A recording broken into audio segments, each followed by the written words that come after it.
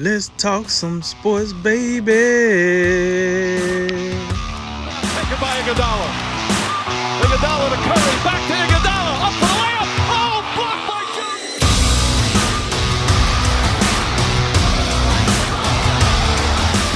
And remember, make tomorrow better than today, and make today better than yesterday. And you know what we gonna do. We gonna holler at you until next time, baby. All right, we'll keep it in the NBA with an awards topic. The awards finalists were announced Saturday, and rather than argue over who will win the award, we'll take another angle on this. We're going to give you a fourth option for the award, who we think is deserving of being a finalist in that respective category. We're going to start with MVP, Cody. Who you got as your fourth on that one? Yeah, so this one's probably the hardest because this is like the most clear cut of them, I think, with these three guys kind of leading the pack.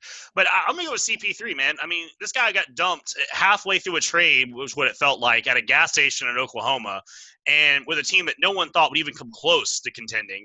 And this dude could have phoned it in sort of ended his career. He could have been a complete diva and just demanded a trade, but he's posting close to career numbers in efficiency. He's led Oklahoma not just to the playoffs, but they are a higher tier. They're not one of these scrumming around for the 8th seed teams. I mean, they've been a higher tier competitor, and that's worthy of praise to me. So I'm going with CP3 for that award. What do you think? Yeah, CP3. If you're going to argue for CP3, I should be arguing for Jimmy Butler right now. I think he's had the same effect on the Miami Heat. But I'm going to go – I think Luka Doncic, by and large, stands head and shoulders above those guys. And obviously CP3 and Jimmy Butler, their teams have performed better. But we got to remember, at the beginning of the season, I didn't expect all that much of the Mavericks. I expected them to be improved, but I thought it would be next year where we would see a significant jump from them. Luka Doncic this season has been – he's pretty close to having – a 30-10-10 type season. He's a little bit short in everything. He's about 29 points, 9 boards, 9 assists in that neighborhood. But think about how close he is to that. And he's only going to get better. This guy's in his second year at 21 years of age, and he's got the duo working with Porzingis. We talked about how he has been developing into that Robin to Luka's Batman role all season. That's only going to get better as we continue on. And they still, we've kind of written them off as going to be in that 7th seed. They got a chance to climb up a little bit higher with the way Utah has been falling off here recently. So they could be interesting to watch in a first-round matchup against Denver. They are fun to watch, I'll tell you that, 100%. All right, man, so next up we got a defensive player of the year. Giannis, AD, and Gobert lead the list, but who do you got for your fourth guy? I'm gonna go with Bam Adebayo from the Miami Heat. I'm looking at him and what he's been able to do. And he's one of those guys that he really does it on both ends. He's an all-star this season. He anchors that defense, high energy, high effort, double-double type guy, versatile, can defend, can switch out on guards. This guy can do it all. And Jimmy Butler's led that crew, but Bam's been the second dude on that team. He's been absolutely unbelievable. I really need to watch more Miami basketball. Every time we talk about him, I'm like, man, I gotta turn them on one night. But yeah, for me, for defensive player of the year, I'm gonna go with Ben Simmons. He's 6'10" at the guard position, and he's got that flexibility. He can defend basically anyone at any point in time. We're talking about switching and just it don't matter, like he's got it type thing. He leads the league in steals this year, which is pretty commendable in itself. And I would say he's probably still a little bit of a tier behind the actual finalists. But his game defensively has really come around to be kind of the cornerstone of what he does, because we know he ain't shooting threes, so you can get some, right? But I feel like Ben Simmons at some point in his career is going to win at least one defensive player of the year, and it could very well be sooner than later. As long as you don't tell me he's offensive player of the year, I'm good with it. Moving on to rookie of the year, we got Zion, John Morant, and Kendrick Nunn. Who's your fourth on that one? Yeah, I'm going to go with a guy that a lot of people maybe forgot about, but Eric Paschall of the Warriors. This guy was a second-round pick. He got thrown on a suddenly very, very bad Golden State team. I mean, obviously they took pretty much that nosedive after the playoffs with the injuries, but plenty of reasons you know, he could have gotten caught up in this 1 year, you know, doesn't matter sort of mentality. I mean, he could have, we suck anyway, who cares type thing. But this guy, he averaged 14 points, which is fourth among rookies, to go with 5 rebounds and 2.6 assists per game. He's also shot a nice 49.7% from the field and was fifth among win shares of all rookies. So it's pretty commendable. And if you're looking for a guy outside of the three, he'd be my pick. Yeah, I'm sticking with Miami in this one, along with Kendrick Nunn. They got a couple other rookies down there, including their first-round pick, Tyler Hero, giving you 13 points a game.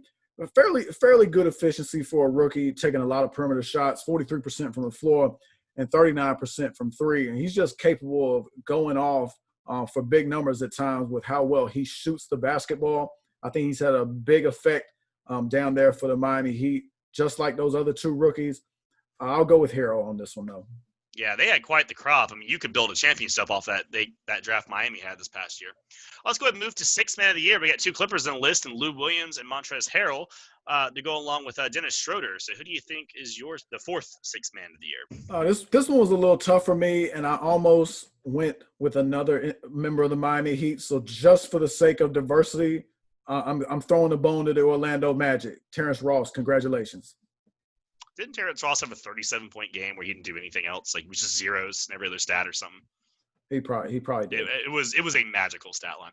Yeah, all right. So yeah, sorry about that. Just reminded me you said it. Yeah, my sixth man, I'm gonna go with Goran Dragic from the Miami Heat. 16.2 points, 5.1 assists off the bench for the Heat, and he's been instrumental in that second unit and has built one of the better benches in the NBA, which really helps Miami a lot. They are sixth in bench scoring for the season. And he used to be a starter. You know, he's embraced this more bench role, coming off the role for the good of the team, and it's really worked out.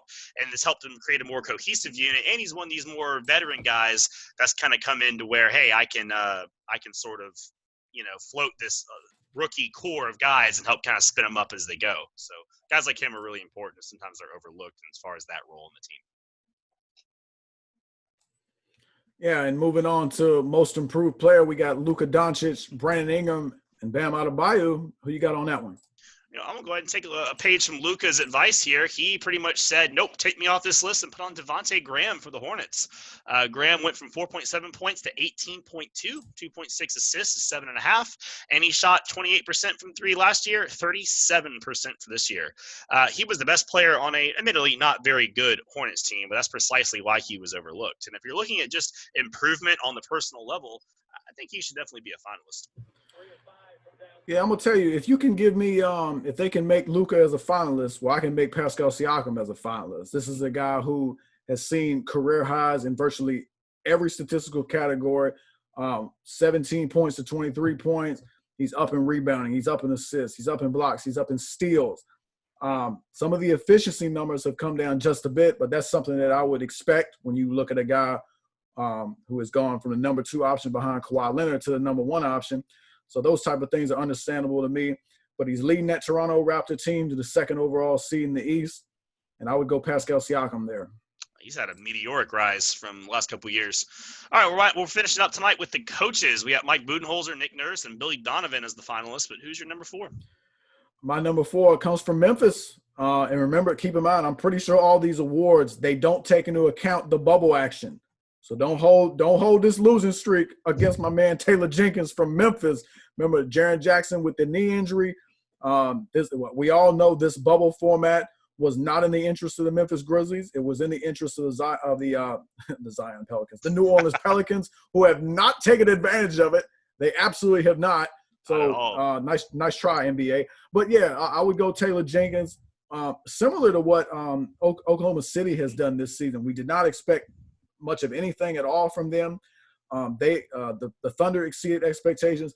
The Grizzlies have as well. No one expected Memphis to be in that 8th seed for so long. They may not wind up holding on to it, but they may. But what a great run and what a great ride.